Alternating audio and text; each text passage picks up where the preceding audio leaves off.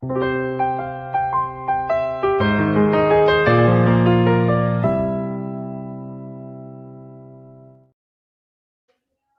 friends. This is just something kind of new and random. I wanted to put together something different. Wanted to do a little bit of Logos Bible study software kind of training.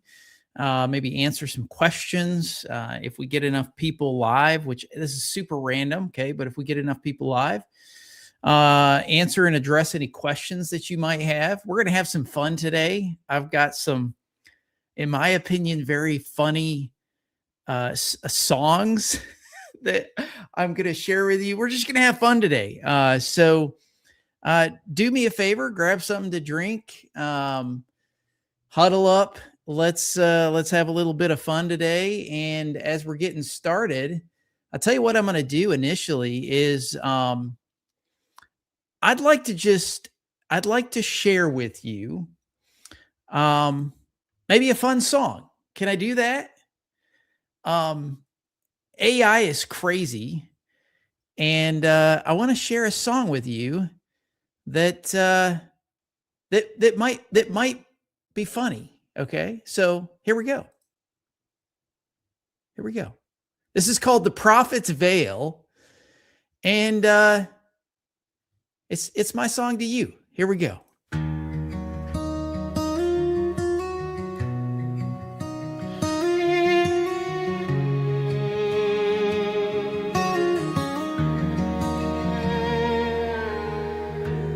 man named Colburn stood so tall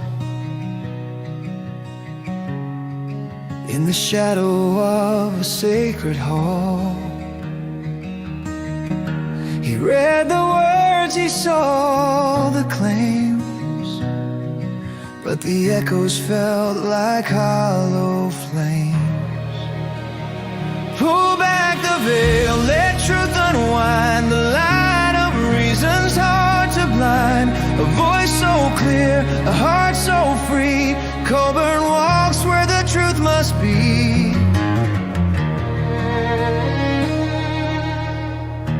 Visions painted skies so bright, but shadows danced in Ellen's light. Words like thunder, yet they broke, like whispers lost in curling smoke. Did the heavens speak, or was it dust? Fragile mirror built on trust. Pull back the veil, let truth unwind, the light of reason's hard to blind. A voice so clear, a heart so free, Colburn walks where the truth must be.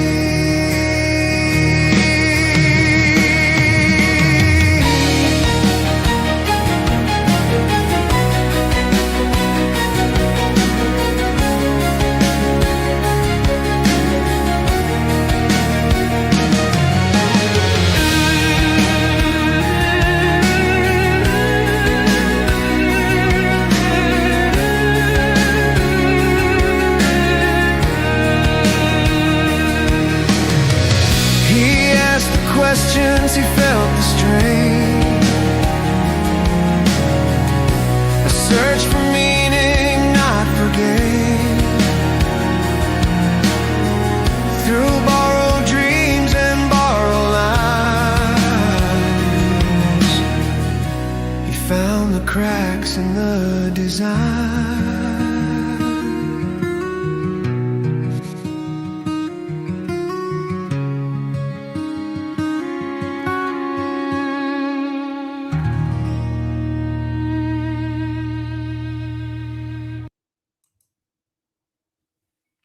There you have it. AI is incredible. I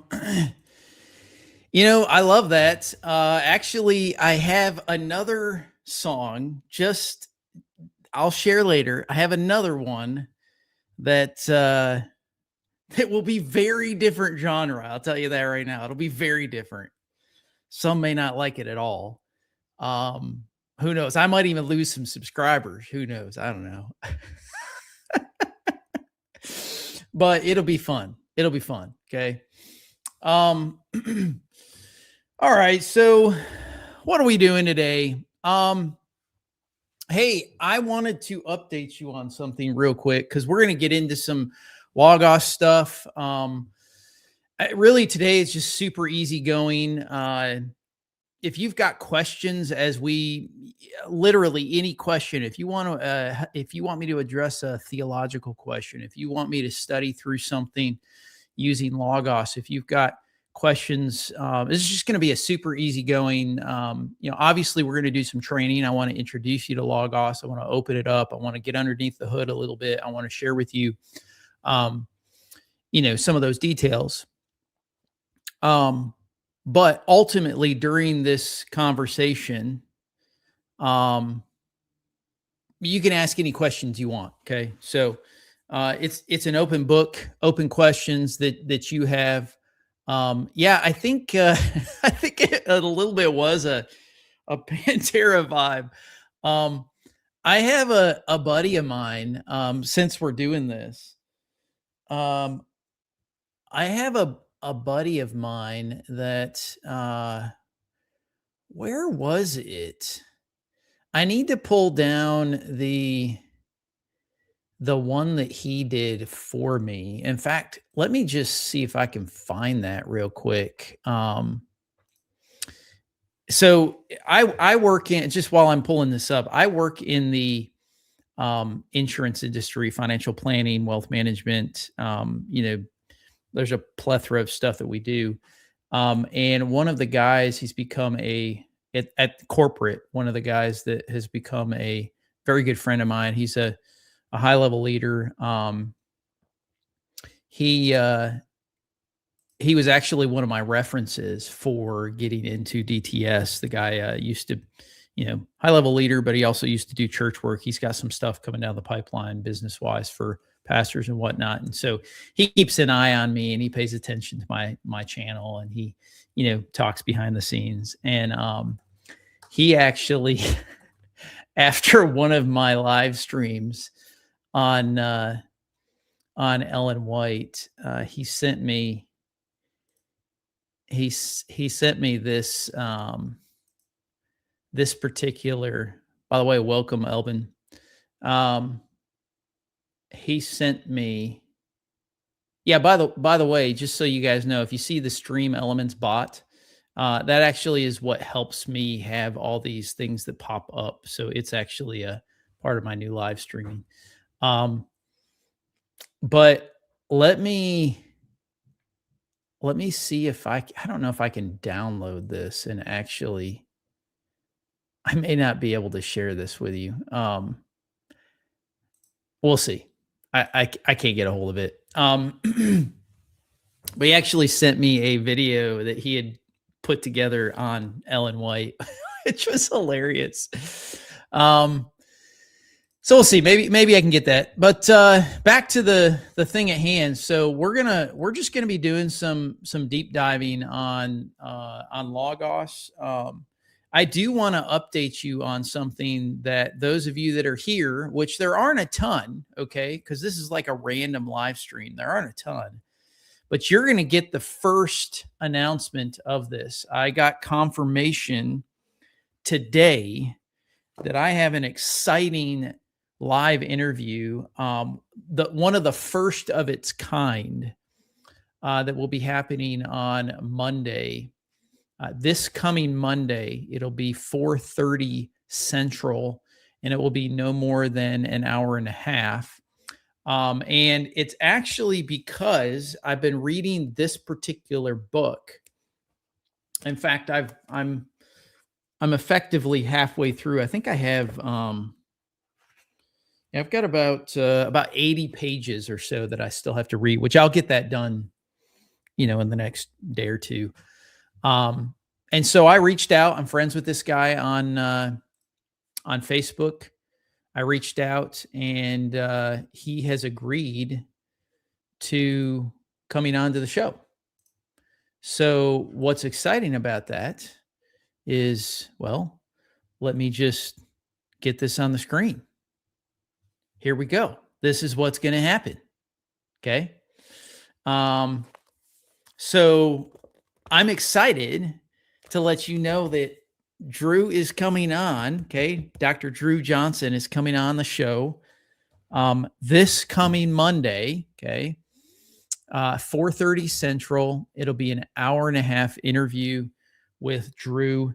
So it'll be something that, this guy knows more about the law, biblical law, how to understand it. This has been such a refreshing read, a very different way of looking at and kind of understanding the law in its context. It'll be very different than probably, I would argue, probably anyone that you've heard. Okay. So that's really exciting. This particular book, by the way, there was like 2 books that sold out at SBL, which is the Society of Biblical Literature Conference. And this was one of them. And another one was a book that I've got on order. And I hope I'm going to be able to get this guy to come on, Dr. Sloan. And it's dealing with Moses and the law, which I have not read that book yet. I've got it ready to purchase, but this was one of the books that were sold out. So I'm really, really, really excited about just engaging with Drew, having the conversation with him. It's going to be fun. It'll be fun. I don't really know how he's going to respond to some of the questions I might ask. I haven't prepped this in any way, shape, or form. He doesn't really know my previous background, so we'll just see how it goes. That's where it's at. Okay.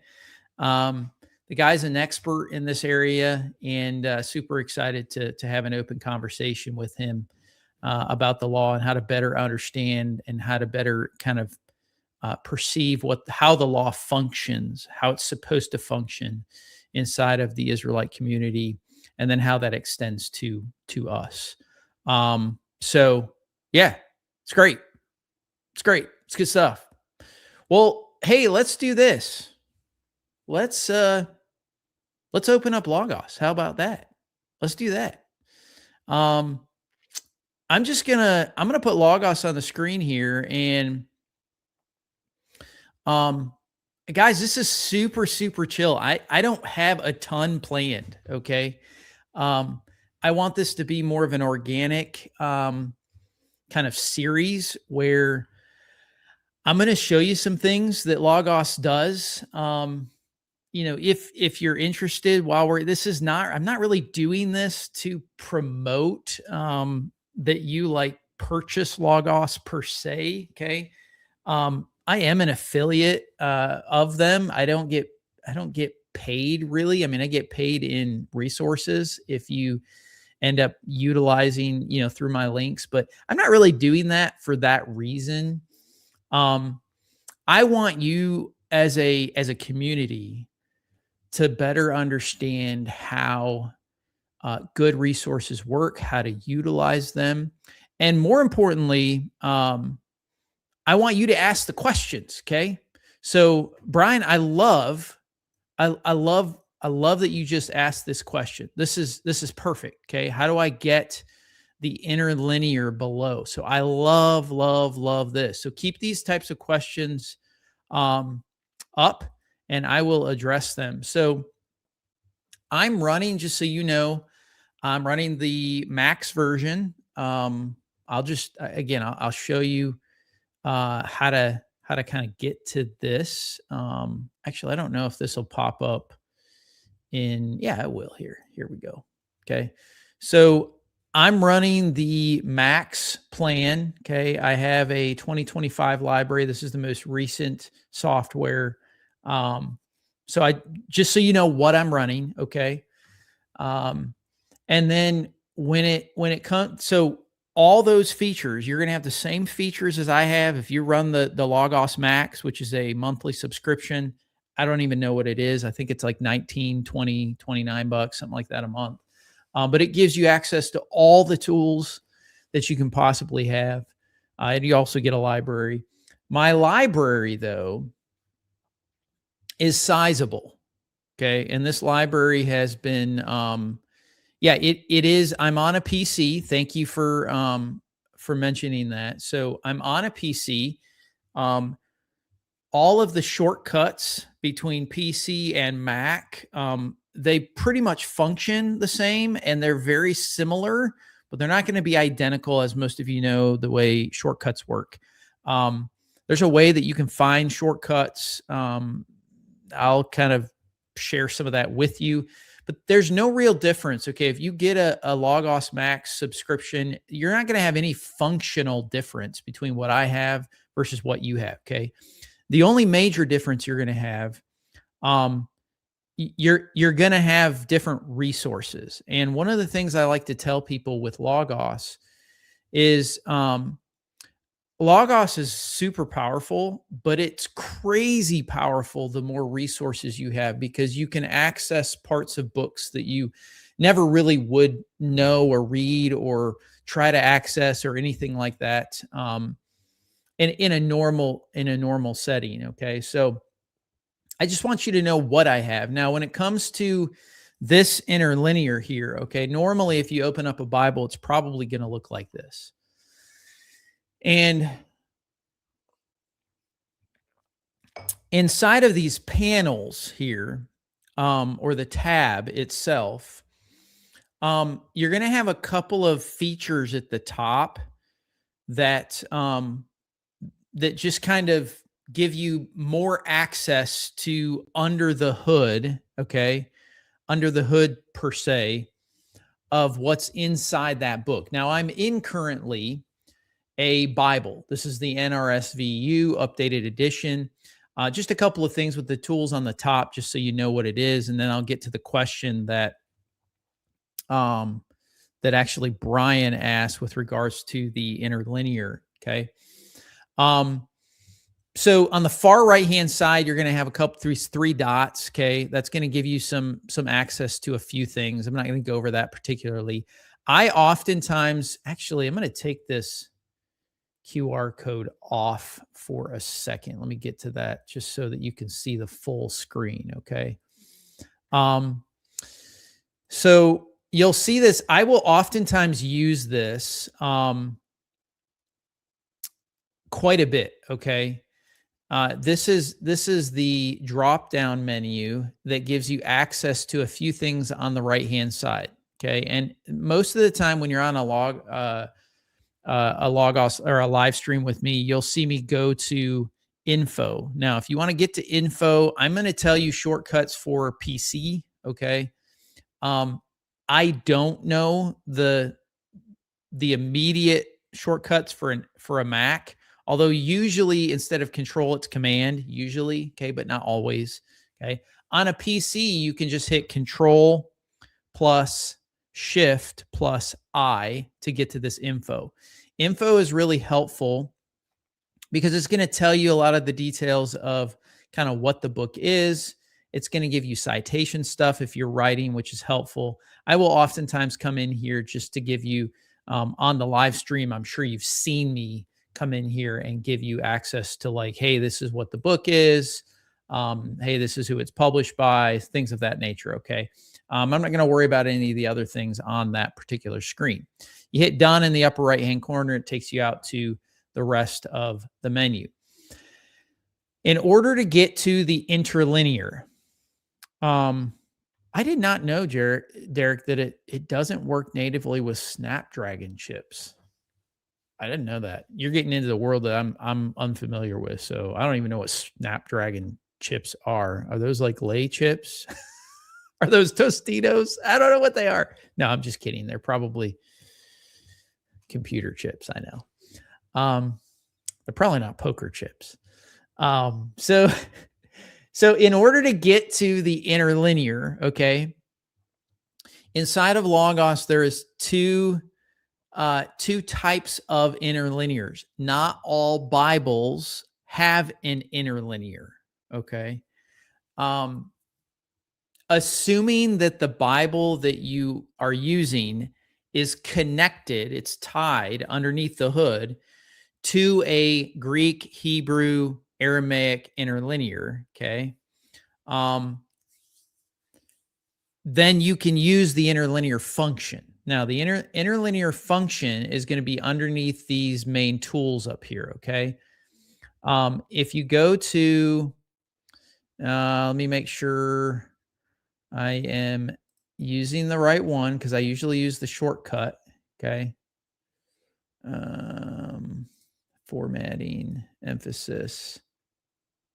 It's not emphasis. Hang on a second. Visual filters. Nope. See, I do this all by shortcuts, and so I'm trying to remember exactly where this is. Okay.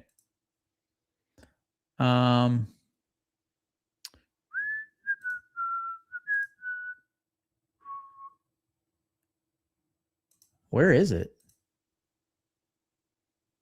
Now you got me confused. Translate, summarize. Hang on. now you've got me wondering myself. I haven't even, because I don't usually use it this way. Hang on. I'll get it. I'll find it for you. It's here. It's here. I know it is. Is it? Where is it? This is awesome. I thought it was under the reformat. No. Interlinear.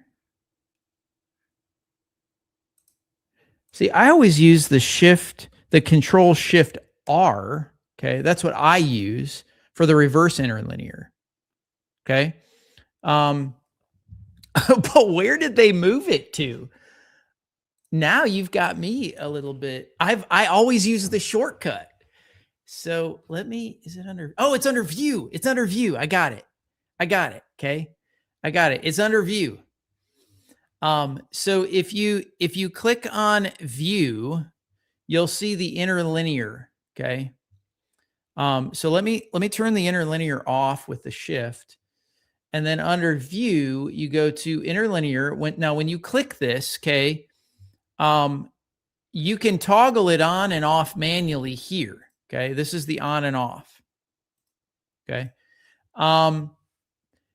Now, before you do that, notice that in the menu, you have a reverse interlinear. Now you can't see, actually, let me see if I can change this to be, you're not going to be able to see my whole screen the way this is set up. Let me see here. I might need to change. Give me a second, guys, so that you can see. The way I have this set up is the program. And I don't know that I can share. Well, let me do it a different way, okay? Here, let me just do this. Let me come back to this screen. Let me share a screen real quick. I'm going to share the entire screen so that you can see this next part. And then we will here. Let's see. What's the best one? I guess we can go here and here. All right. So I'm just going to go out to I had to share it a different way. Because you should be able to see now the drop down. Okay. Inside the drop down, you have these, you see where it says in my menu, it says Control Shift plus R. That's the reverse interlinear feature. So the difference between, let me show you the difference between reverse interlinear and interlinear. Okay. The interlinear, what it does is instead of taking the main text on top and then putting a ribbon on the bottom that gives you like all the data, this is taking the surface text, okay, and then it's placing it immediately under the surface text with all the information that normally would be below. Now, you can change what's on this by clicking the caret drop down. If you click the caret to the left, you can say what information you want it to turn on and or what you want on and off. And every time you do this, like this is all the information that you could have. Okay. I personally don't use the inline reverse interlinear. I use the reverse interlinear, and that is down here at the bottom. And I will use the Control-Shift-R to turn it on and off. Now, when you have this open, the bar at the menu at the bottom, if you click anywhere and grab and just hold down, you can scroll left and right, okay? Also, if you click a word up here just once, it will kind of move itself to where you're talking about, okay? Now, what's being shown here, if you want to change it, you right-click on the column on the left, and then you can actually say what you want it to show, okay?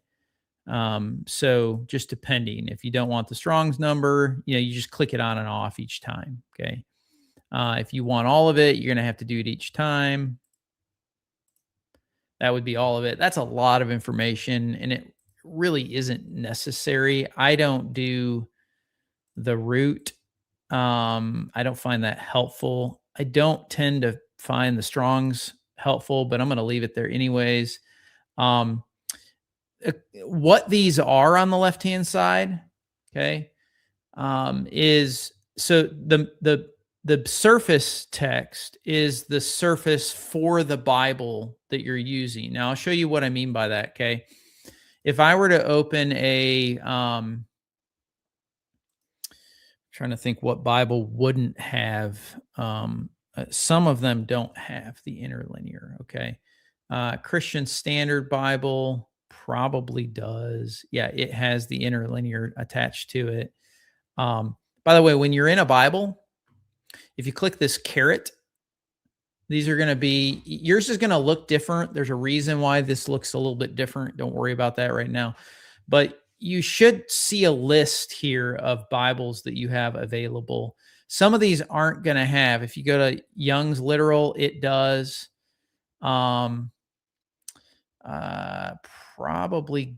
So Good News does not. Okay. So here's a good example. Okay. This is a Bible that, if you look at the information on it, this Bible uses simple everyday language. This is put out by the American Bible Society. Okay. But underneath the hood of this Bible, it doesn't have an interlinear. And so when you look under view and you go to like, there isn't anything here. Okay. So if you don't see it here, then you're using a Bible that doesn't have an interlinear. Okay. Otherwise, when you click view, you should see the interlinear. And then I tend to just set up what I want available. And then I use my short key in and out. Okay. What these items are on the left, just so everyone knows, you have the surface text, which is the surface text, the English text, in the Bible that you're in. Okay. You have the manuscript, whatever manuscript that Bible uses as the primary, whether it's Receptus, whether it's whatever it is, whatever that manuscript is, that's going to be what's underneath this. Okay. It is numbered because it's telling you right to left or left to right, depending on if it's Greek or Hebrew. It's telling you where in the line it's located. Okay. Depending on if it's right to left, left to right. The manuscript transliteration is just how you would say that. Transliteration just means it's trying to tell you in English how to transliterate it, how to actually say it. Okay. So this is trying to tell you how to say this Greek word hetoimas menon. Now, if you want to say that particular, like if you want, I'm not sure if, let me actually see if let me unshare. Let me do something real quick. Okay. Let me unshare, and I'm going to share with my audio real quick. Okay. Just so you can hear it. All right, here we go. If you don't know how to say a word and you want to know how, you can do this from the bottom or the main part of the Bible. Okay. Like for instance, this word prepared. Okay. If you right click on it, there's a menu that pops up. If you select the actual lemma, which is this is called the context menu, that tells you all the ins and outs. That there's lots that you can do in this menu, but if you select the lexical word, which is it's basically a word Bible ring. I'll show you where that comes from if need be. If you select that, click the left button on your mouse. So you select it. Every time you select it, it's going to change what the right side of the context menu allows you to do with that selection. Okay. And then if you want to know what it sounds like, you just click pronounce. Okay. Etimazo. Did y'all hear that? Hetimazo. That's how you say it. Okay. So you can come in here, this word, erimon. Okay. If you want to know how to say it, right click on the word, select it, pronounce. Erimos. Erimos. Okay. So a really neat way to help you kind of properly pronounce certain things from the original language. Okay. Back to the left-hand kind of column here. The lemma is the lexical term. It's what you would consider the dictionary entry for the original language. Okay. These are going to be different possibly. Okay. The manuscript is the physical word in the actual ancient manuscript. The lemma is the dictionary word that you would look up to find kind of what that word actually is. Okay. Okay. It's Didache, by the way. I don't know if it does. It probably does. We can go to the Didache and see if it does it. Okay. The lemma transliteration is the same thing. Okay. So if you take the manuscript transliteration, it's how you would say it. The lemma transliteration is the transliteration of the lexical word. Morph stands for morphology. Okay. Morphological structure. Morphology is the grammatical structure of the word, and it is done. You should be able to see it here. That JASF, for example, tells you the actual grammatical structure. It's an adjective, accusative, singular, feminine. Okay. By the way, feminine doesn't mean it has a gender, not in the sense of humans. Okay. It's a grammatical term. Strong's, if you have it, is the Strong's Concordance. Now, something to just be aware of with Strong's, okay, and this, you've probably heard me kind of make fun of this at times, but Strong's Concordance numbers are only tied to the Bible that you're in, okay, because you can have a Strong's King James, you can have a Strong's New King James Bible, you can have a Strong's whatever, okay.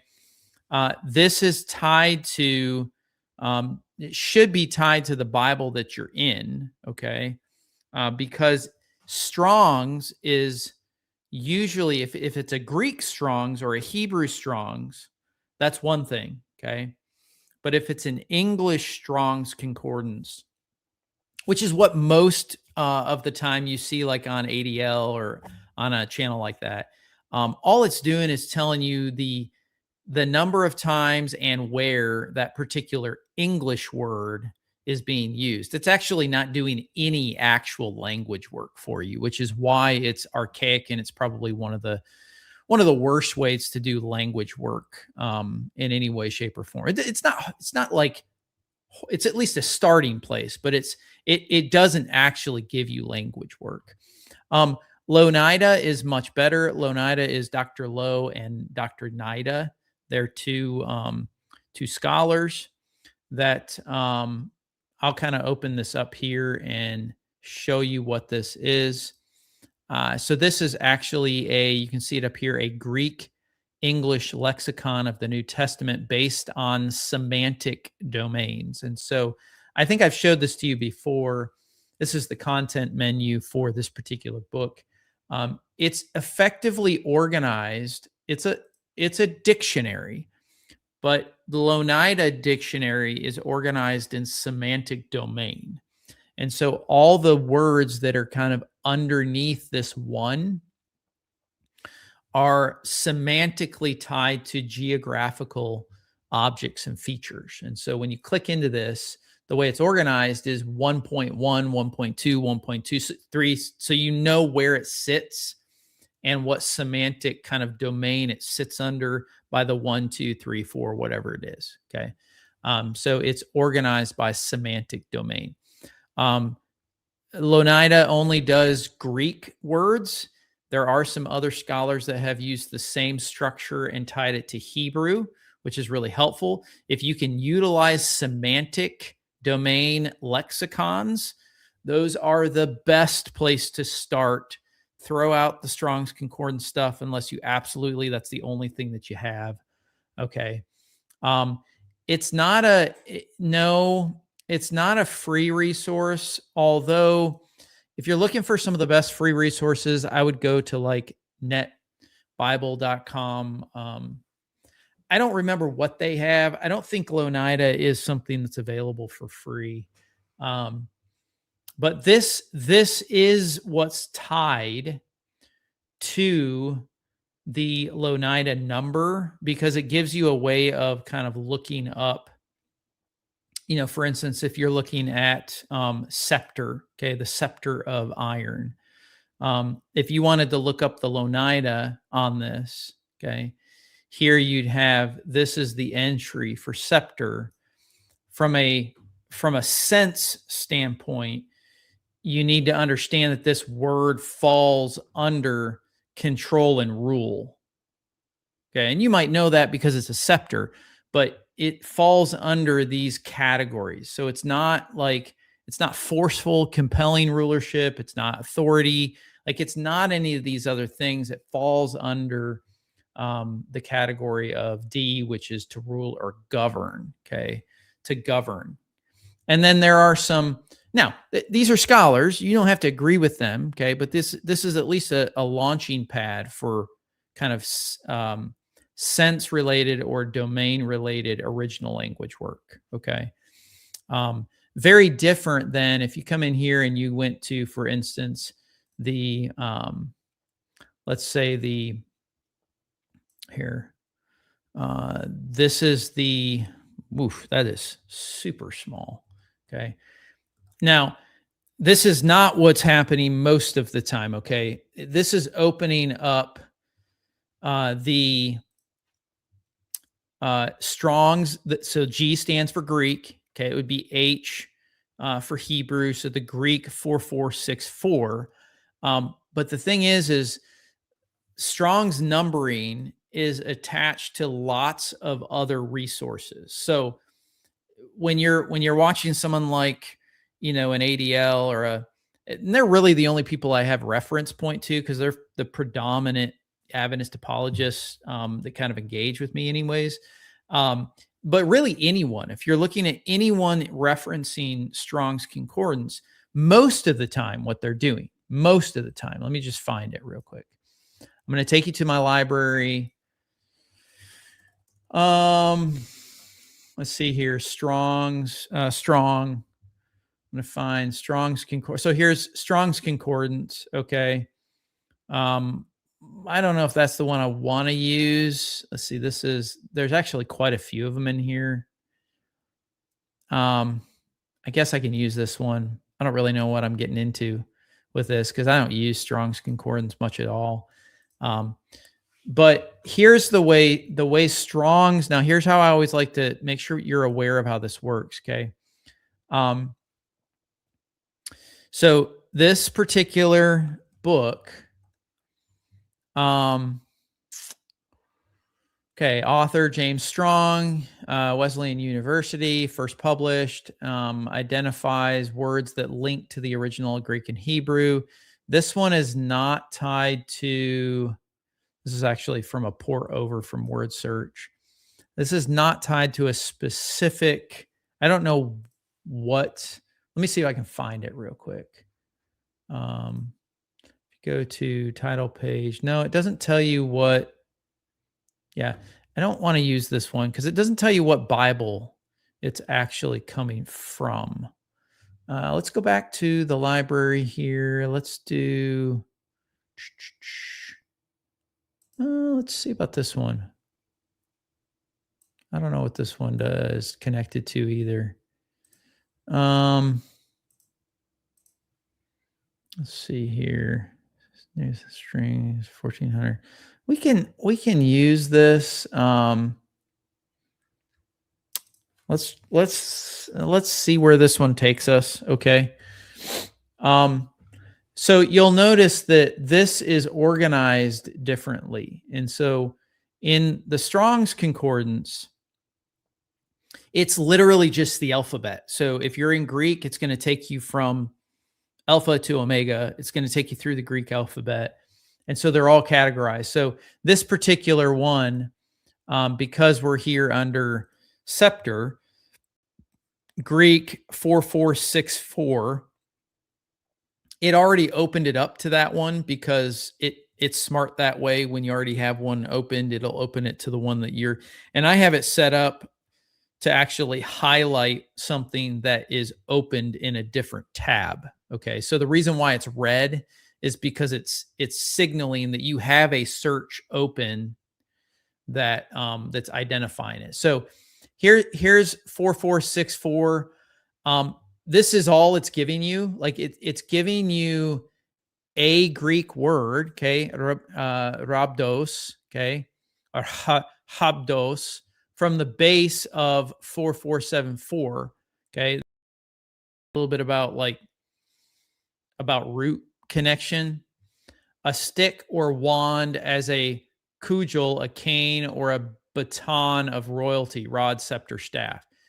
All this is right here is these are the gloss words that whatever Bible, and that's the thing I can't figure out with this particular one. I don't know what Bible he's using in this particular resource.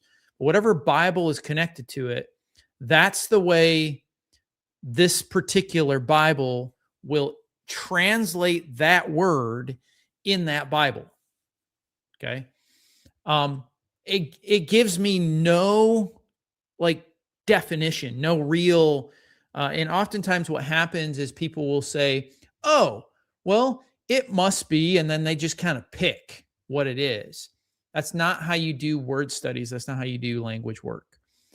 So it's the reason why this is much more helpful, Loṉida, because it gives you some detailed information about what it is, but also tells you kind of what range it's under. And it's dealing with the original language. It's not dealing with the surface English text. Okay. Now, some of these other references in Loṉida will tell you where the other Bible verses, where that particular word might come up. It doesn't tell you all of them.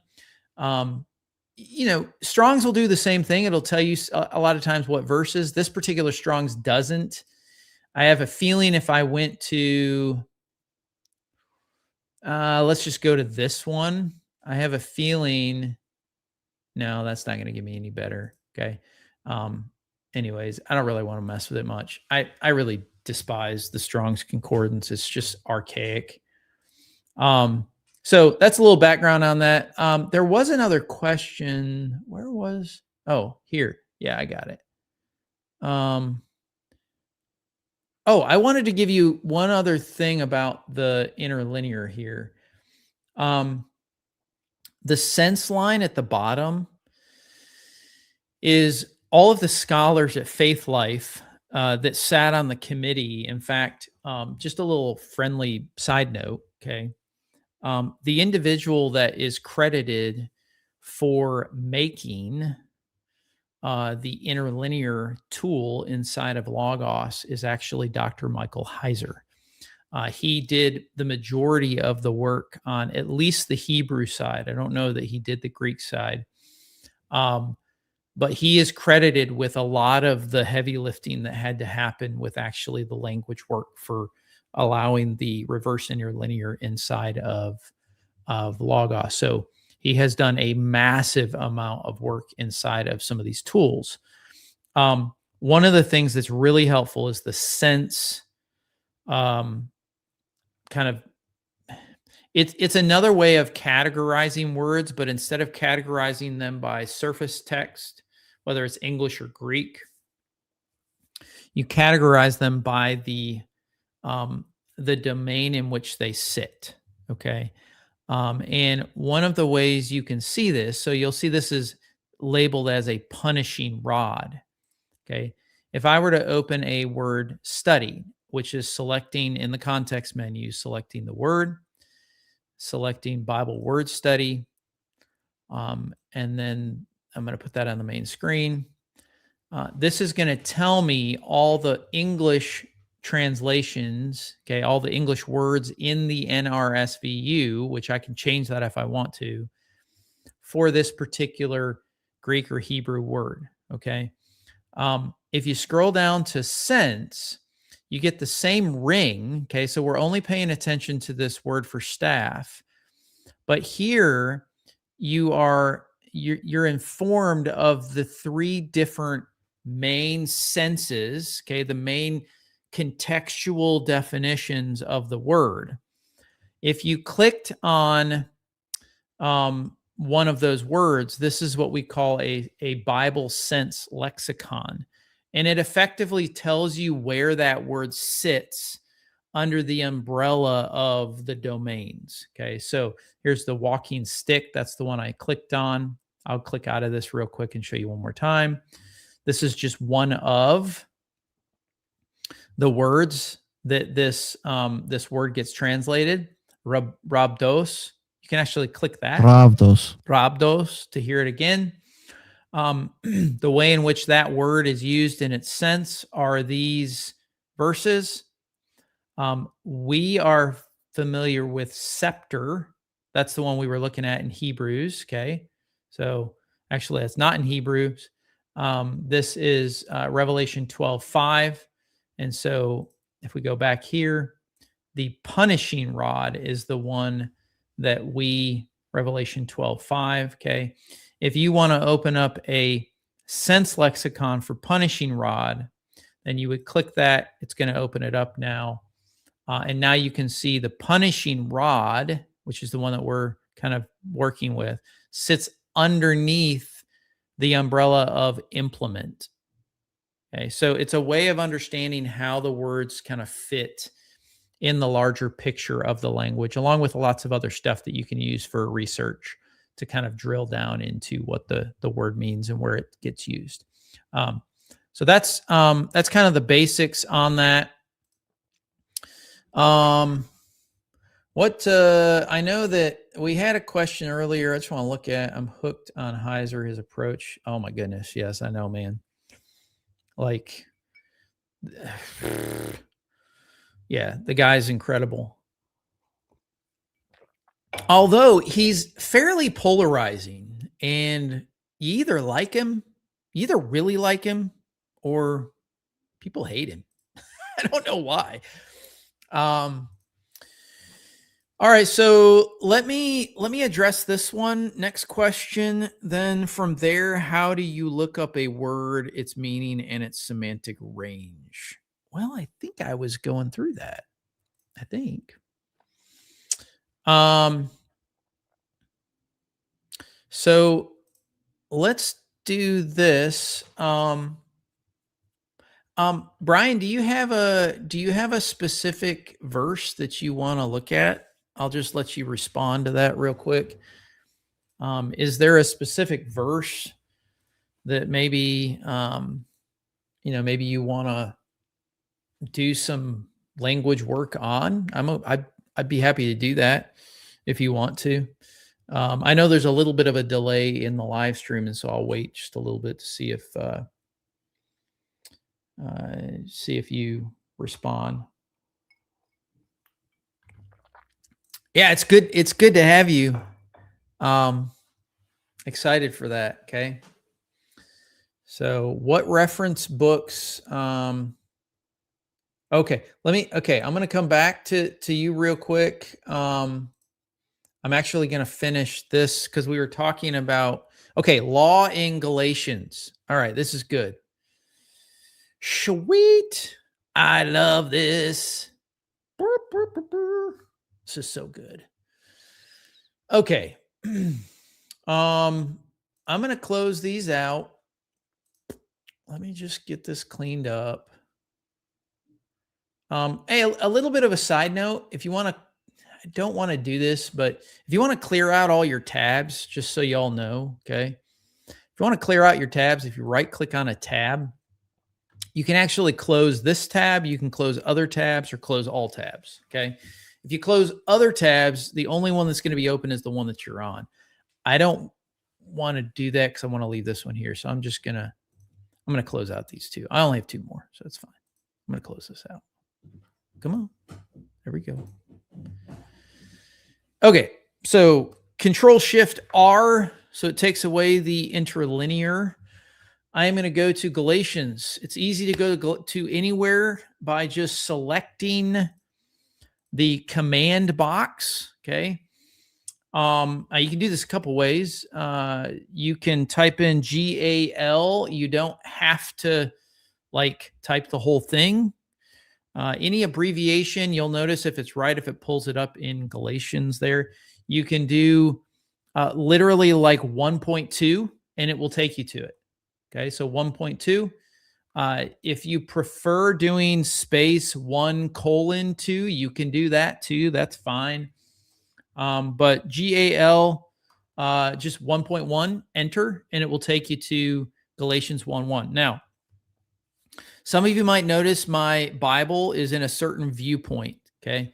I'm going to just show you how to set up a few things with the Bible, and then we're going to go to the law in Galatians, okay? And by the way, Brian, while I'm doing this initial part, just give me a verse that you want me to start from in Galatians, and then we'll move from there. So inside of your menu, okay, since we're on a Bible, under the view, there's a few things I want you to be aware of.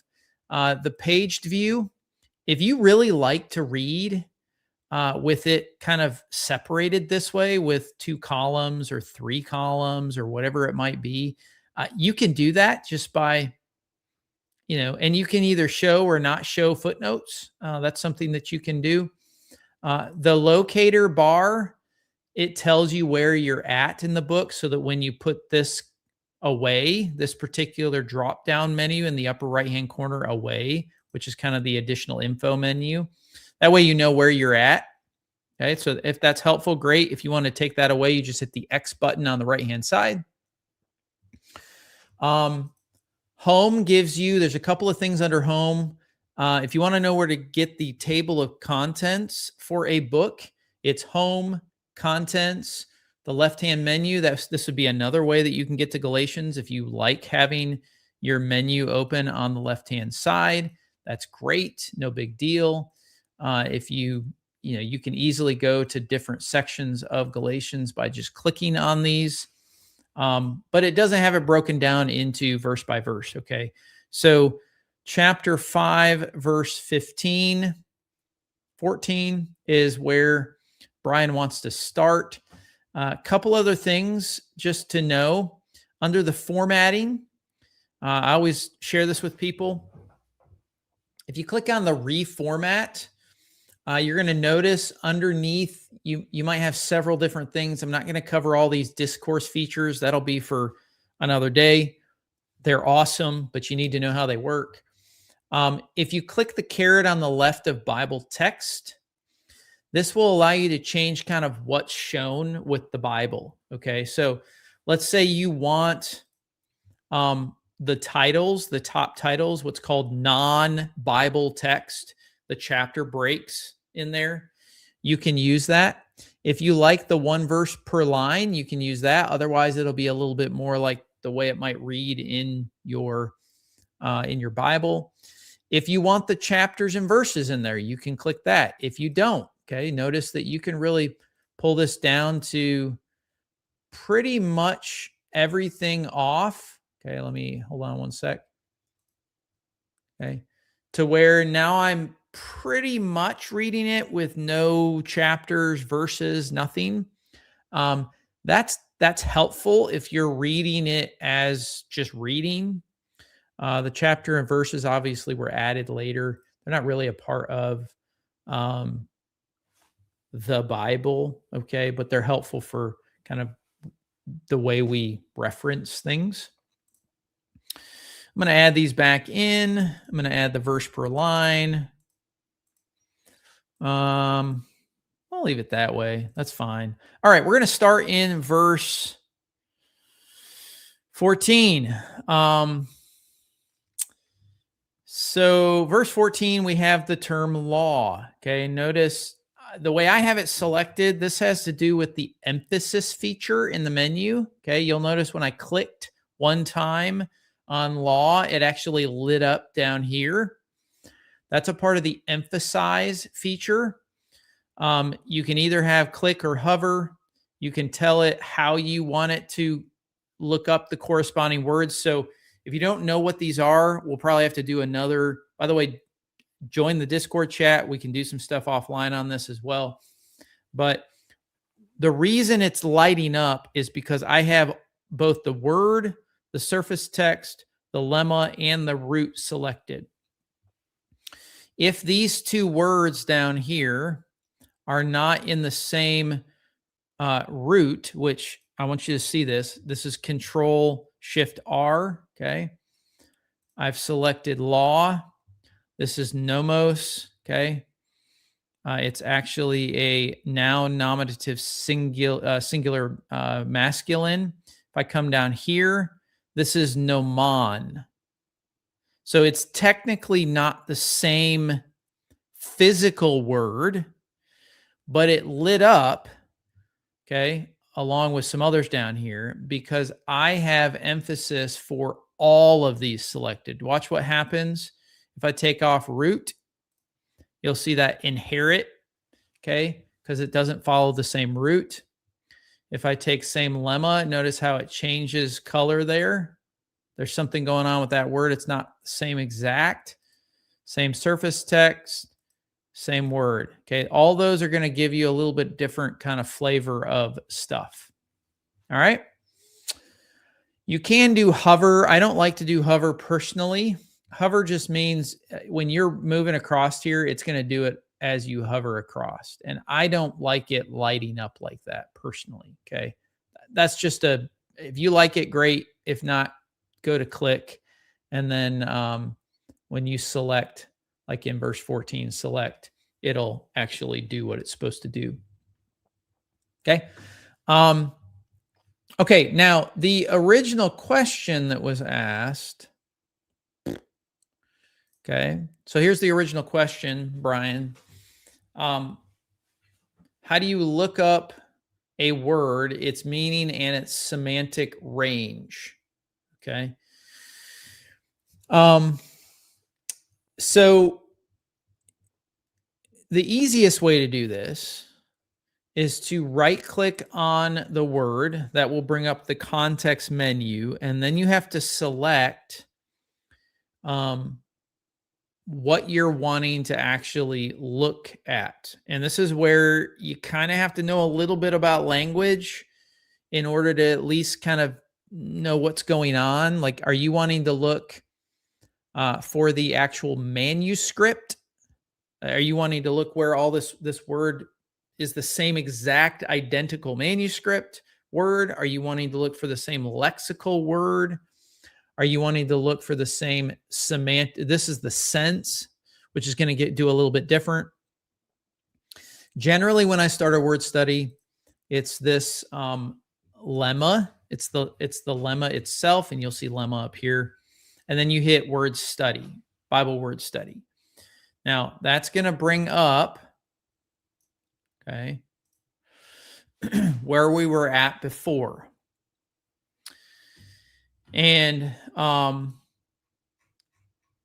just checking the chat to make sure I'm not missing anything, okay? So depending on what Bible you're in, okay, again, remember, this is looking at the lexical word, and it's telling you where in the manuscript for your Bible, where that word gets used. And it's telling you how that word gets translated in your Bible. If I were to change this Bible in the settings, if I were to change this to, let's go KJV. Okay. Notice that you don't get all those different, like it literally translates this one way and it's law or laws. Okay. Part of that's because it's a different manuscript probably. And part of that is because, well, it's just the KJV and it's probably the worst Bible to use for good Bible study. So if you were to go to like the ESV, for example, you'll see it translates it as law. And then there's one, is that one? Probably. Yeah. One time it translates it legal requirement. Okay. NRSV updated edition translates it in a little bit different ways. If you click the center, okay, this is where it's helpful to get the range. Okay. If you click that center, it's going to basically open up all of the 380 times that this gets used. And again, remember, we're not searching for the word law. This is a search for nomos. That's the Greek word in the upper left-hand corner, okay? Now, notice that you were able to get to that without actually knowing Greek, okay? Just because you right-clicked on the word, you selected nomos and did the Bible word study, okay? Now here, because this is the NRSV, I need some water. I don't have any. Hang on a second.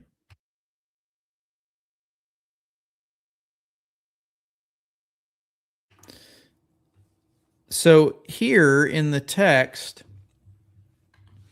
the NRSV actually has all of the additional books. If we go to home, contents, this is going to have the deuterocanonical books, okay, in it. So you'll see that. So it's pulling in Tobit 1:8, for example. It's pulling in, this is the Greek text of Esther, wisdom literature, Sirach, Baruch. This is Susanna, Maccabees. So the word gets used a lot, okay?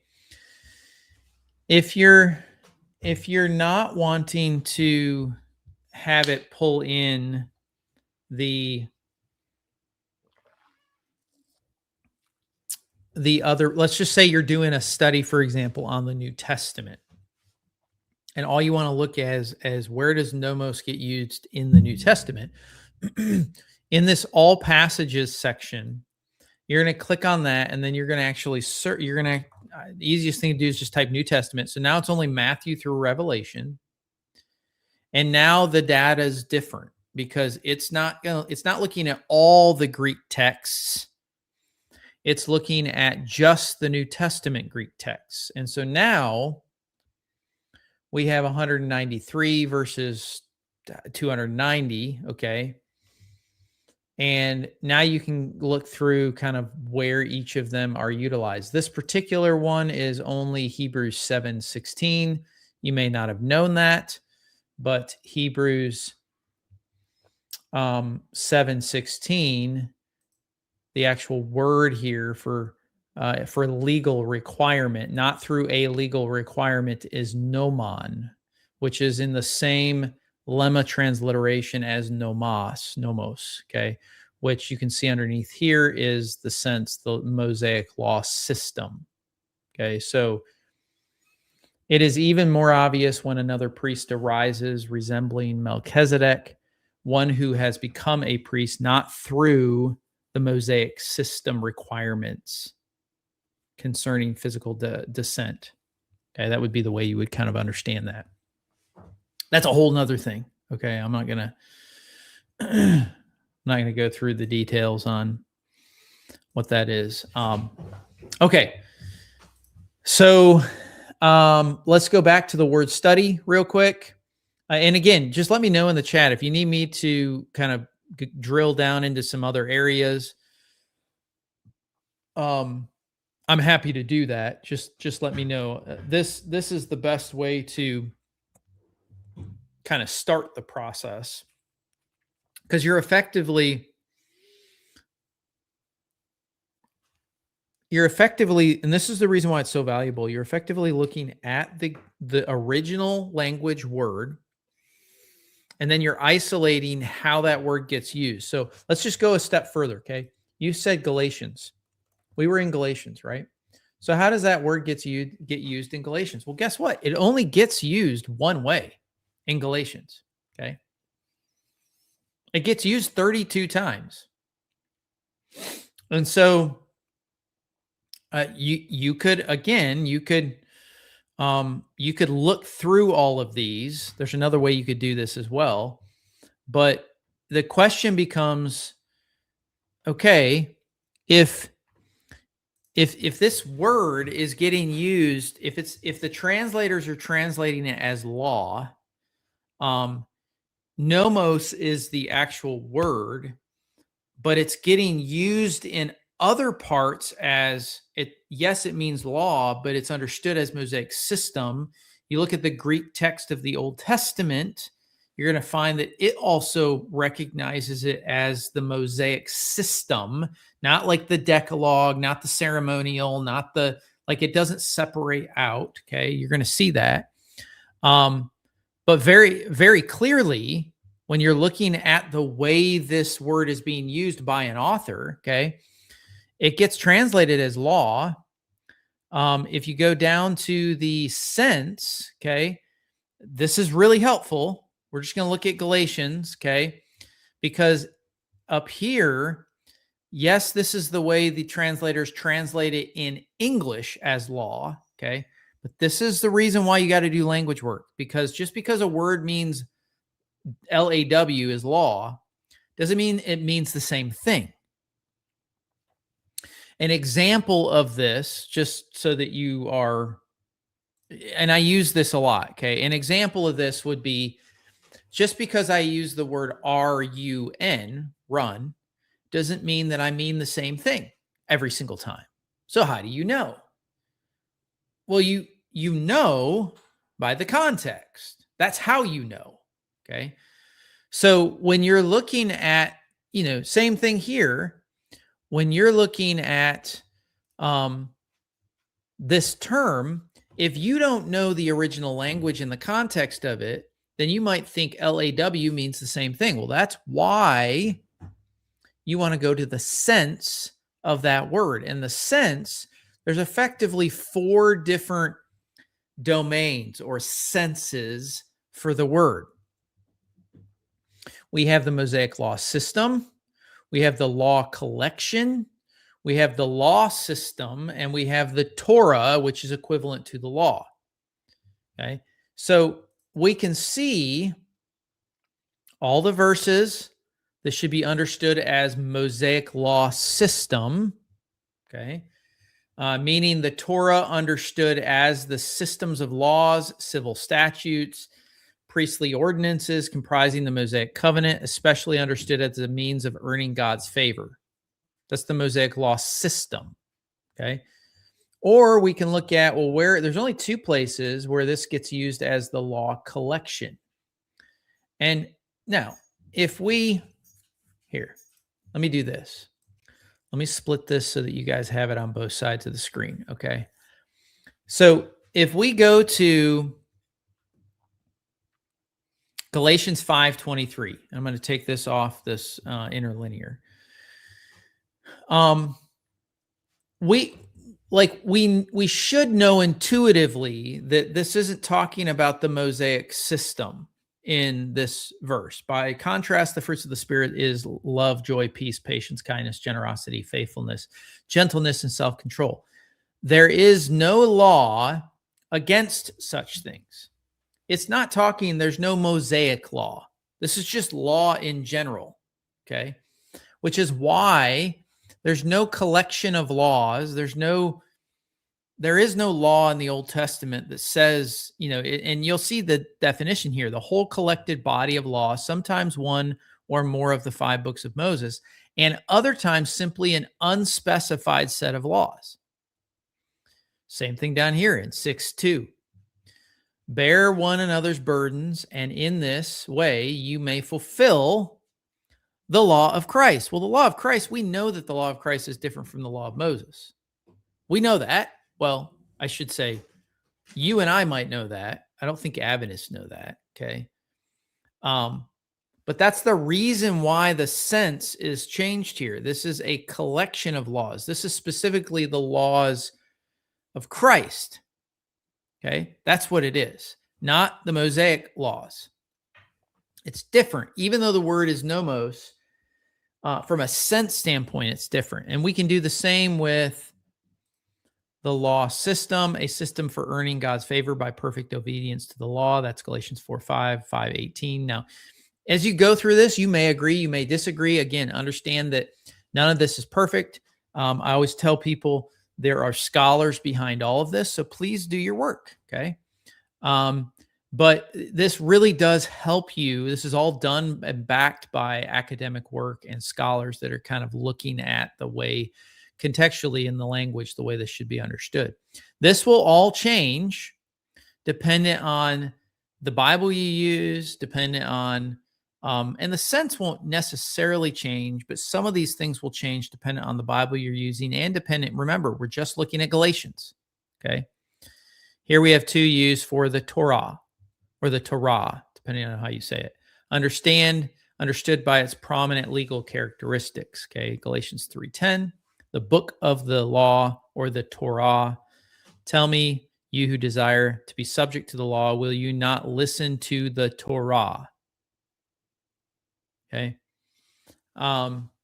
So it's really important when you're reading through a book like Galatians that you understand the different sense of the words that English, from an English standpoint, that you're reading. Okay. Hopefully that was helpful. There's lots of other things that we could go to. I'm not going to get too granular in the weeds on that. That's at least a starting point. Okay. Now, I saw, hang on a second. Okay. What would be your top resources to purchase, like top 3, maybe in something that isn't going to break the bank? Well, my first thing would be, I say this a little tongue in cheek. If you're going to get really serious with Logos, like really serious, just expect to invest some money. If you're going to just start, definitely start with just getting like the max subscription, because with the max subscription comes a lot of additional, they basically loaded in a library that your max subscription works with, because you've got to have resources in order to use the features that you're using. Okay. So from there, it's hard to give you this is what I would pick up. Let me do this though. Okay. Here's what I'm going to do. I'm going to close this all out. Hey, by the way, there's some reading plans. That's some of my master's work. Not all of it. I got to read like 15 books this semester. But let me open up the favorites feature, and I'll just have a Bible over here for everyone. So I'm not going to have the time to explain the favorites tool. Okay. Yes. In fact, funny story. Okay. Funny story on that. This is the way I got started. Let me just tell you the story real quick. Okay.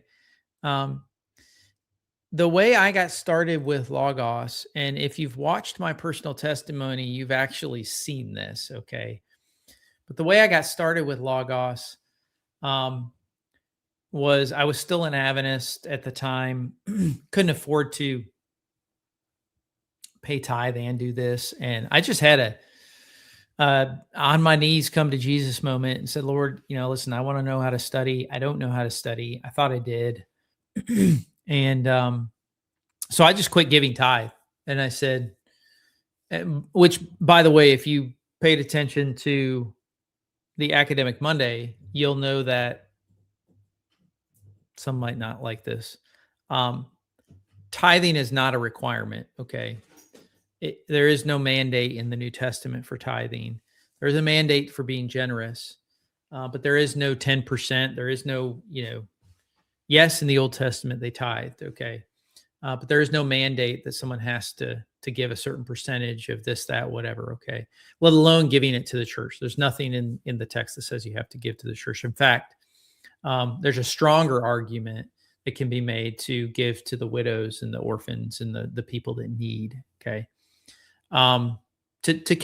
Really, it's about justice and righteousness is what it's about. Like, take care of people. Okay. And sometimes that feels weird if you're taking care of yourself per se. Some people might look at that, but I will tell you, spiritually, I needed to be taken care of spiritually. And so I actually started deviate. I didn't have a ton. I think it was like $100 a month that I started putting into, this platform, and it has grown over the years. I don't really want to think about how much I've given them. But I own what you see. So, and I use this at least 4 to 6 hours a day. So this is a tool. If you're not going to use it at that level, then you may not need to invest as much.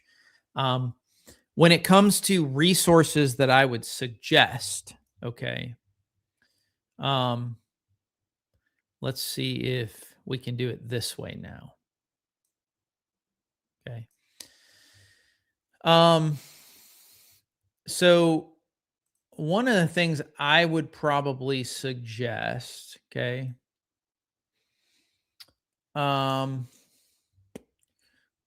Let's go down here. So if you're looking for suggestions around specific book commentaries, I would point you to, and here's not my entire list, but here is so like if you're studying Revelation, okay, I've got a list of commentaries that are like my top shelf commentaries that I would use and recommend if you're, and listen, in this vein of work, none of these are going to be cheap. Okay. You're just, unfortunately, you're just not going to get something that's super cheap. But what I would say is if you are going to do this, the best thing to do is purchase it in a library. Don't purchase them individually. Purchase them as a pack library. And sometimes they'll get incredible discounts for certain ones if you're patient enough. The very first commentary series that I was able to get my hands on for reasonably inexpensive was the World Biblical Commentary. This is actually Revelation, but if you look at in the library, if you look at the Word Biblical Commentary, let me do this. Let me put this in search. So you'll see here, this is the actual commentary set. So it's like 52 volumes. It's actually more than that because some is a 52A and B, 47A and B. If you were to own this in like physical form, this would be a monstrosity of work. Probably if I were to tell someone to get one commentary set, I would say this commentary set. Now, I don't agree with everything in it, okay? but there is a treasure trove inside of the Word Biblical Commentary. Okay. I have used it a lot. I mean, like a lot with regards to my Revelation series. David Allen is the one that did that particular one. The other really good commentary set is going to be the NIC&T. So,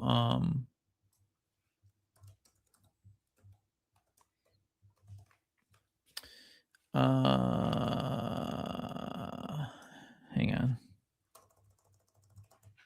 NIC&T. I think it's this. Yeah.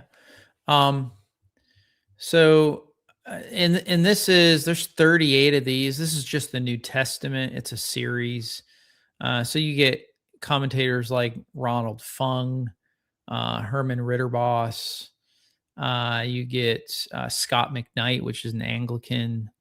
Lynn Cohick, David De Silva, phenomenal. His commentary in Galatians is phenomenal.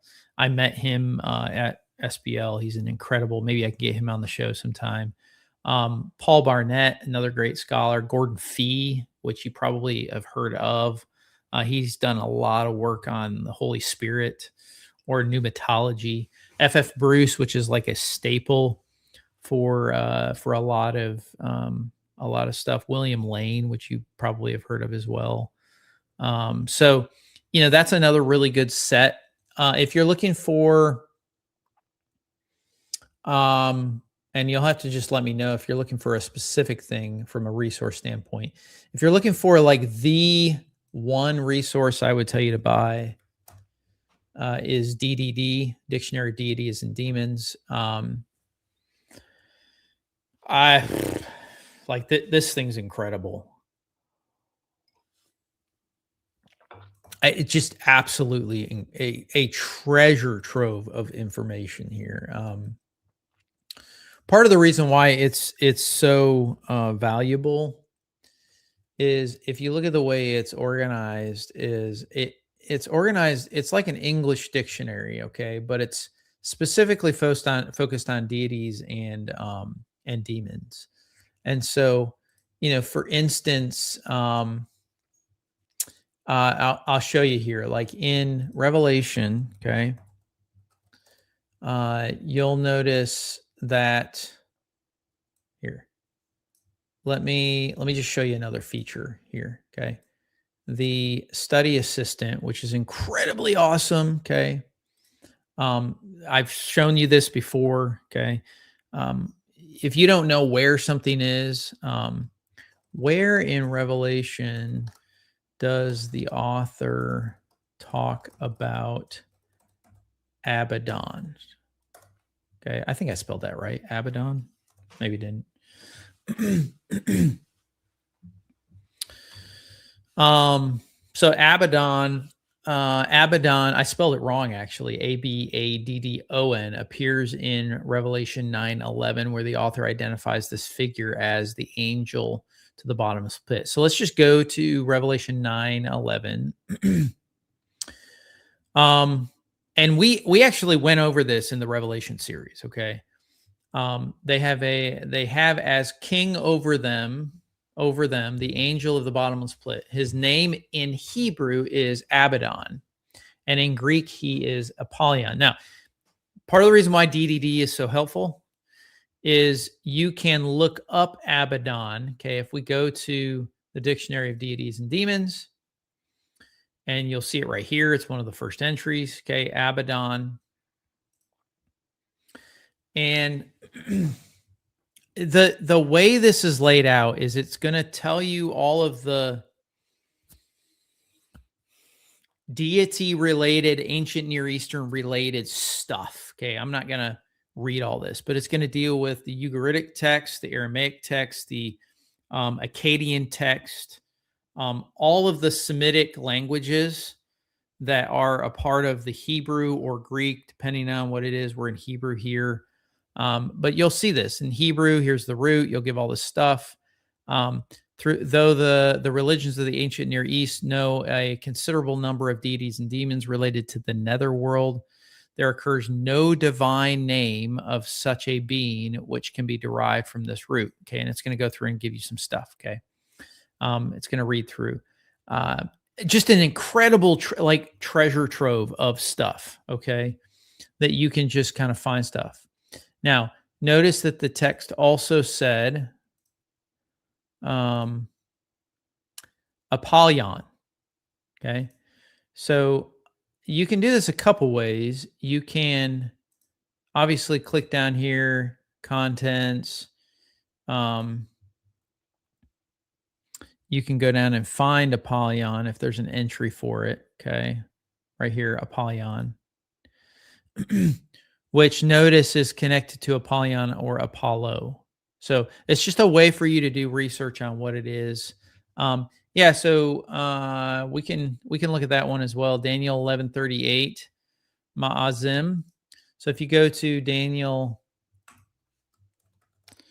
11:38, yeah, so he shall honor the God of fortresses. Okay.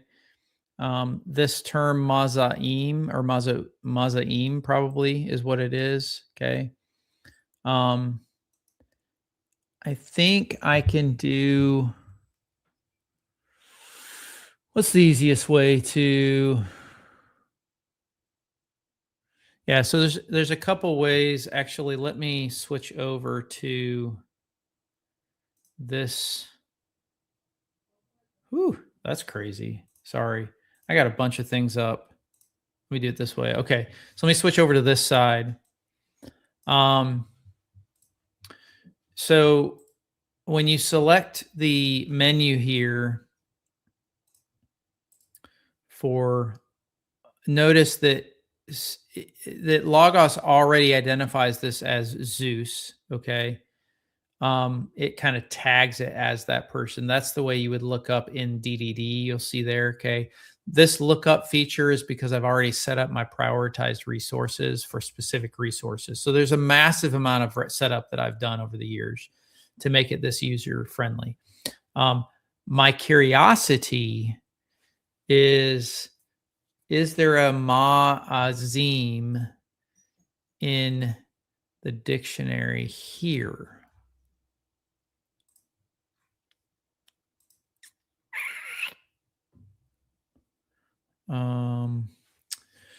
Mashit, Mastama, Mammon. It does not have an entry for that, but because this is tied to apparently Zeus, that's where you would look up in DDD the term Zeus, and you probably would get some recollection in here. And there's other things I could show you with regards to how to find this stuff, but this is just a quick entry. So I'm just trying to see if there's any Daniel entries in here. There's another way you can find that. Anyways, so that's that. Let me see. What are the questions?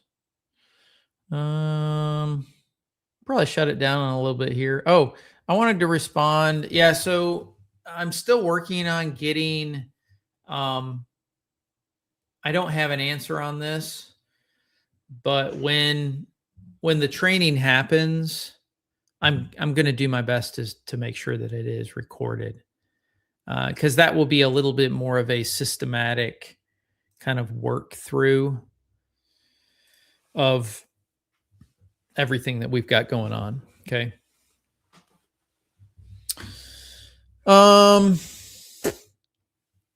Any other questions? What else do I want to show you? Let's see. I feel like we had, did we answer your question? What reference books would you recommend? Which ones do you use most frequently? Yeah. So I'll tell you the best thing to do. What's the easy way to show this? I'm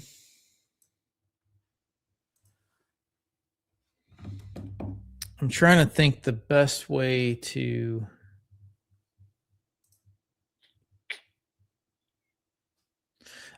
So here's the thing about Logos.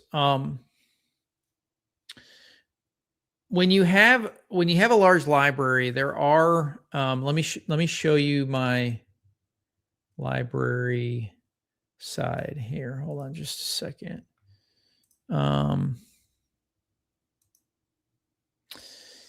Okay, so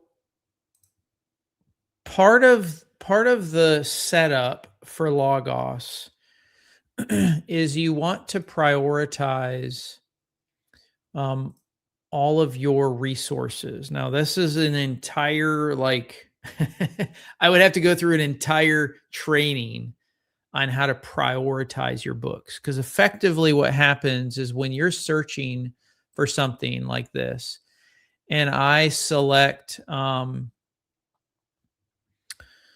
I need to go back to, hang on. Sorry, guys. Here we go. Yeah, I know, man. Reach out to me if you need any help, because I'm happy to show you how to not lose some books and make sure that you're digging into some stuff. So just reach out. We can maybe do a Discord conversation. So when you right click on a context menu, every time you select something, the features on the right-hand side that pop up, if you haven't prioritized your books, then it doesn't know which ones it's supposed to look at first as priority to you. So this stuff down here, this lookup stuff down here, that's all because I've prioritized my library. And so it's saying, hey, we know that you want to go to these. If that lemma is in these books, it's going to go to this first, okay, as a quick lookup. It does some of the similar things with some of this other stuff as well. When you click on some of these roots and when you click on, some other stuff, all of that is done. You'll see here. Trust me, don't try to screenshot this and set this up. Like it's a monster. But all of these priority lists on the right-hand side are the things it's looking up first. So you'll see like DDD is in here. You'll see these are all lexicons. There's a bunch of different lexicons that are in here. Bible dictionaries. There's apocryphal pseudepigrapha text. There's the Book of Enoch.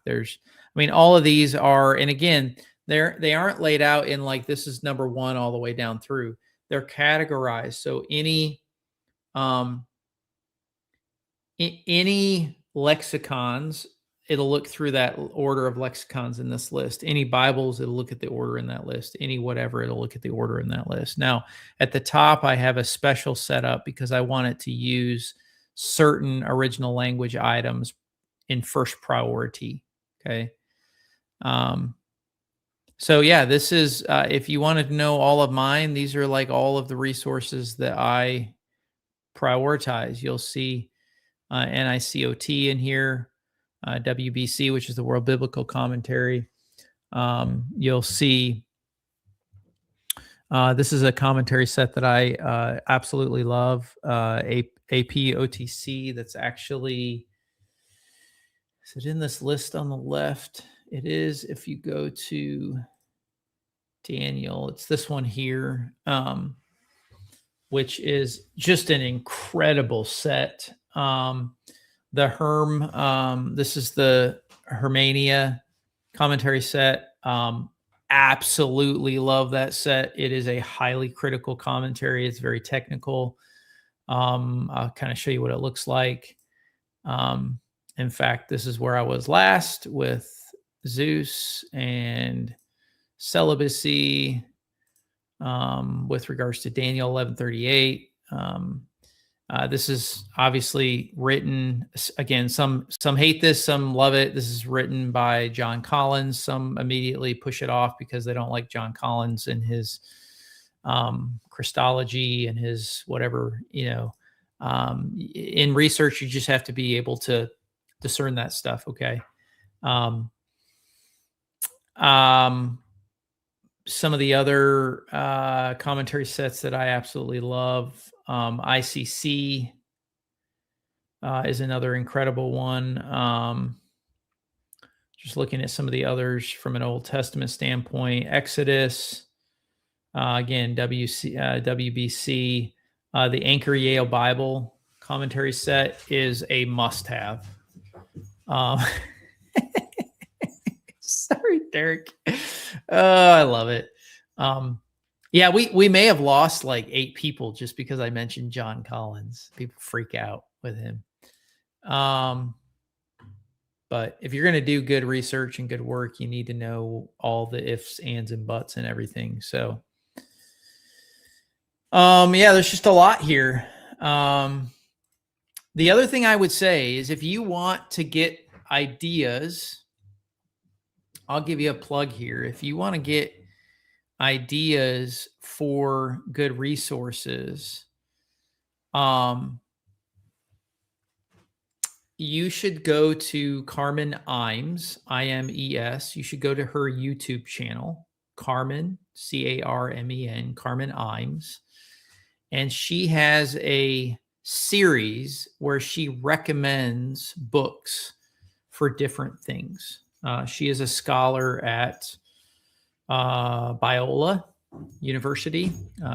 Friends with her, good friends with her. I've chatted with her quite a bit. In fact, she's the one that helped to make sure that my Hebrew was correct on this, as well as the Hebrew that's on my chest tattoo as well. So she does a series that actually is some of this recommendation. And so I would say if you want to get some ideas, they're not long, 15, 20-minute videos, and she does them on different areas, different things. That would be one thing that you could do as kind of, and actually on my screen here, if you look at it, this resource recommendation is actually, it comes from her series. So Alter Brugum, Bible narrative, the way she does it is beginner, academic, and scholar. And so just different categories that she as a scholar has recommended. And that's just, again, I watch a lot of videos. I read a lot of content. And I'm a data collector. So I compile it, I put it in here. There's a lot of other stuff I do behind the scenes with PDFs and AI and all kinds of stuff for research that helps me to be able to do what it is that I do. So, well, listen, guys, it's been an hour and 40 minutes. Let's see, a couple other questions. Are there trials on books or samples before blowing a wad of cash? Yeah, so Derek, you are correct. You can return them within 30 days and get all of your money back. No, not really. Not really, unfortunately.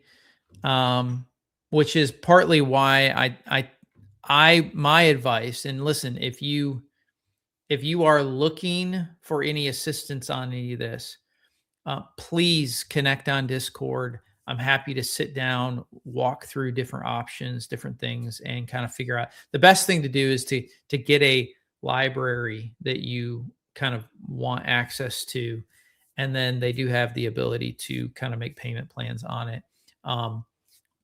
Alternatively, I would just say get the max plan and kind of do it that way. Now, yes, Brian, I love that idea. I have a lot of personal books, a lot. Okay. So on that note, if you want to learn, I'm not going to do it here because of time, But if you want to learn how to do what it is that Brian was talking about, maybe we can work on this next time. There is a ton of tools I haven't talked about. There's a ton. Okay. If you go to, you see this little button up here, and I apologize, guys, you aren't able to see the drop down. Okay. But,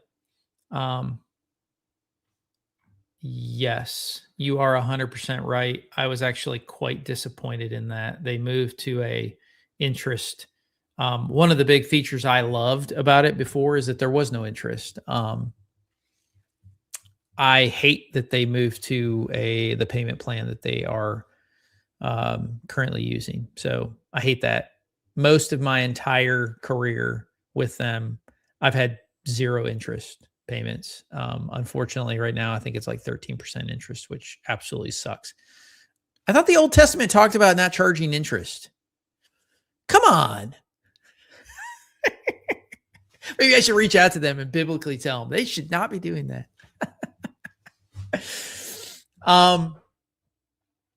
What was I going to show you? Oh, so in the upper corner here with these dots, so if you click on that, and you're not going to see this right now, actually, you know what, friends? Let me just do this. I've got to switch between different things here. Let me do this. Let me take you out here. I'm going to make sure that you can see this. Okay.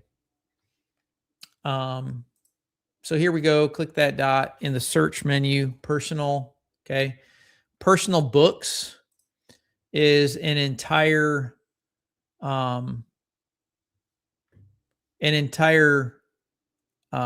place that you can load in. They have to be DOCX files. Okay. Word DOCX files. But what I tend to do, is I just tend to grab the PDF. I'll convert that PDF to a DOCX file and then load that in to the personal book here. And so I've got lots of things here that either scholars have given me specific, books in digital form.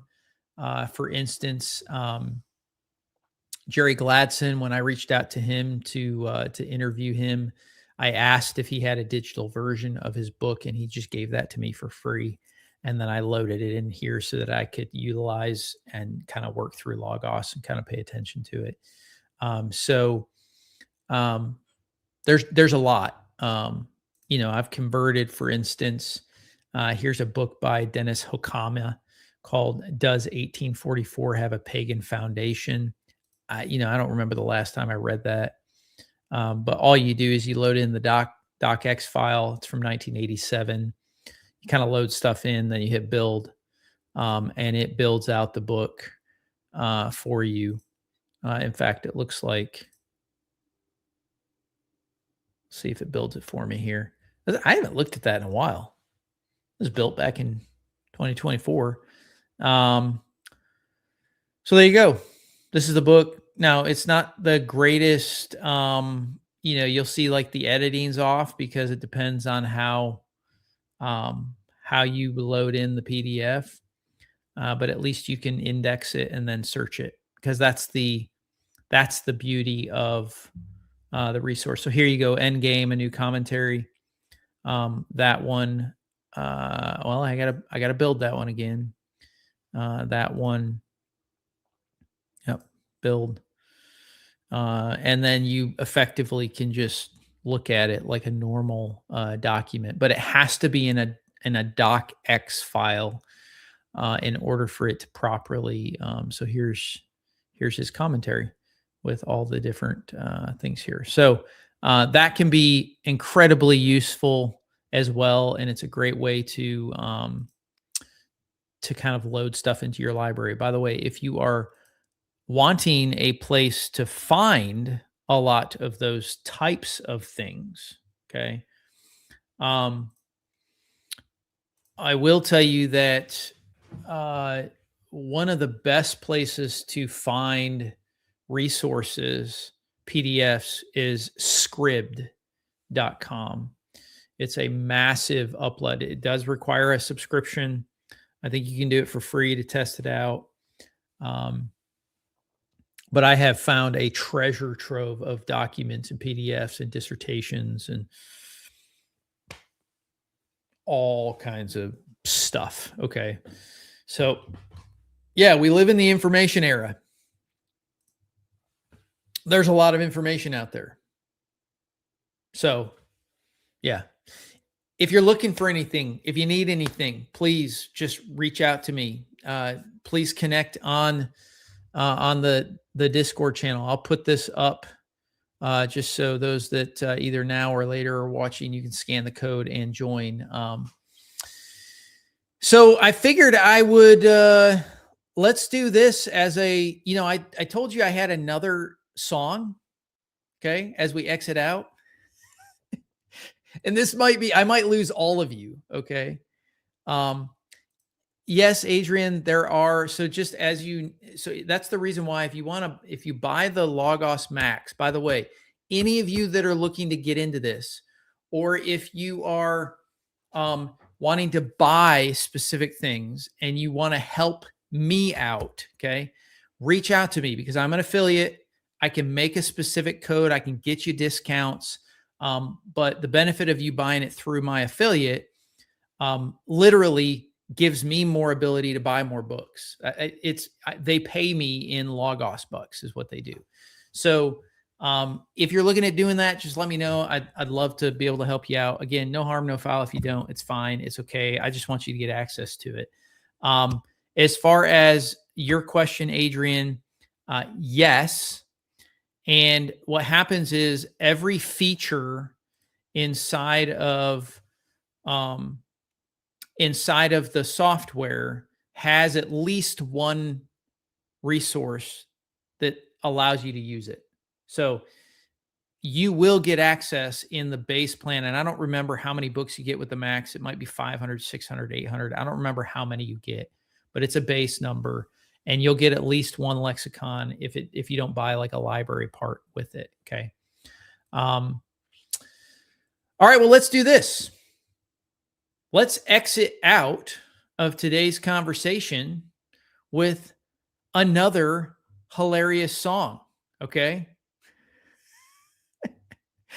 I can't wait to do this. And you may like this. You may not like this. Okay. Let's see if I can load this in. This particular song is a little different genre. Okay. This is like, it's like aggressive rap. Okay. So you may not like this. Okay. But the title of the song, just so you know, is called False Visions. That's the title of the song. And we're going to get this up here. I'm going to, let's see, pull this up. I'm going to get this off and we're going to exit out with this. So here we go.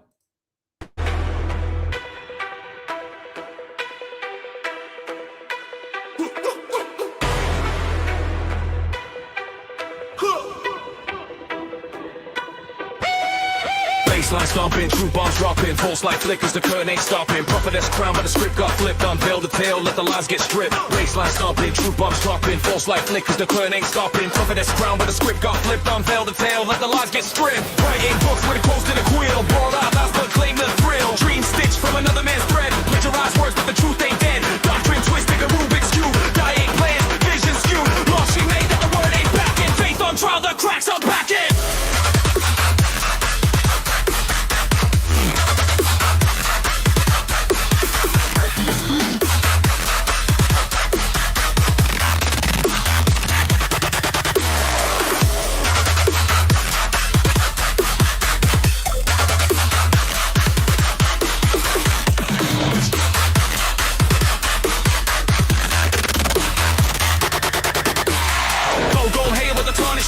Truth don't crumble when the